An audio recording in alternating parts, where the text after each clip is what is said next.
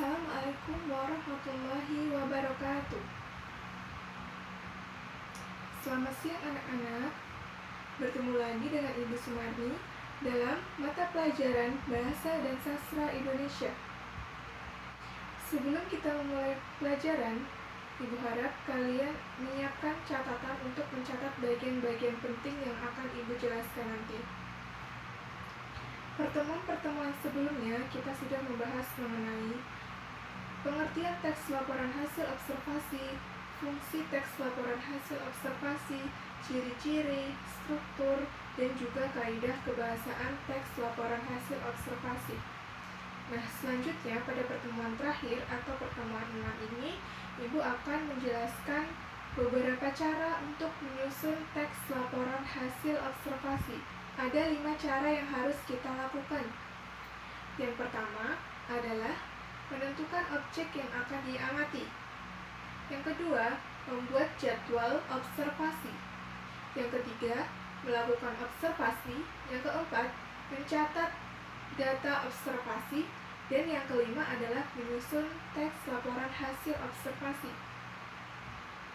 Langkah yang pertama yang harus kita lakukan adalah menentukan objek. Sebelum kita melakukan pengamatan, terlebih dahulu kita harus menentukan objek apa yang akan kita amati. Misalnya, kita mengamati tentang museum, maka objek dari pengamatan kita adalah museum. Nah, langkah yang kedua adalah membuat jadwal. Nah, di sini kita harus menentukan waktu yang tepat untuk melakukan observasi. Misalnya tadi kita melakukan pengamatan atau observasi tentang museum, jadi kita harus datang ke museum tersebut sesuai dengan jadwal pembukaan museum tersebut. Langkah yang ketiga adalah melakukan observasi. Nah, dalam melakukan observasi ini ada 3 cara. Yang pertama adalah pengamatan langsung. Jadi, kita harus mengamati secara langsung objek yang akan kita amati. Yang kedua adalah dengan melakukan wawancara. Wawancara tersebut kita lakukan dengan pihak-pihak yang mengetahui tentang objek yang akan kita amati. Nah, yang ketiga adalah dengan kajian pustaka.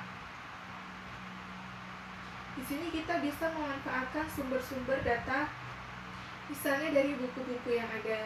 Langkah yang keempat adalah mencatat data observasi. Nah, setelah kita melakukan observasi, kita harus mencatat hal-hal yang penting dari objek yang kita amati tersebut. Langkah yang terakhir atau langkah yang kelima adalah menyusun teks laporan hasil observasi. Nah, dalam menyusun teks laporan hasil observasi ini harus sesuai dengan struktur dan kaidah kebahasaan teks laporan hasil observasi agar teks laporan hasil observasi tersebut dapat disusun secara baik. Demikian pertemuan terakhir kita hari ini, yaitu tentang cara menyusun teks laporan hasil observasi. Semoga kalian sudah dapat memahami apa yang Ibu jelaskan tadi.